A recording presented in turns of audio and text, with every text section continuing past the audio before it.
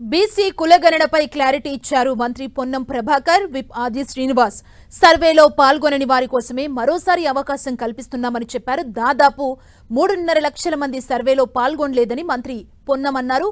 కేసీఆర్ కుటుంబం కూడా వివరాలు ఇవ్వలేదన్నారు. బీసీలకు న్యాయం జరగడం కోసమే మరోసారి అవకాశం ఇచ్చామన్నారు. ఫిబ్రవరి 16 నుంచి 28 వరకు సర్వేలో వివరాలు నమోదు చేసుకోవాలని సూచించారు.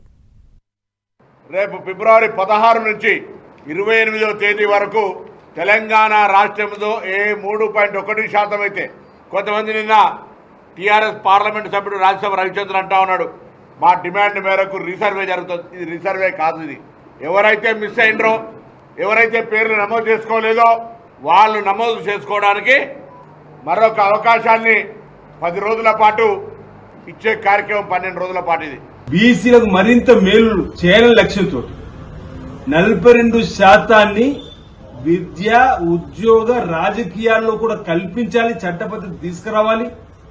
ఈ మార్చి మొదటి వారంలో అసెంబ్లీని ఏర్పాటు చేసి అన్ని పక్షాలకు సంబంధించిన వారు వివరాలు సలహాలు తీసుకొని కేంద్రంలో ఉన్నటువంటి ప్రభుత్వం దగ్గర కూడా వెళ్లాలని చెప్పి నిర్ణయం తీసుకోవడం, ఇది మా చిత్తశుద్ధికి నిదర్శనం చెప్పేటువంటి మాట.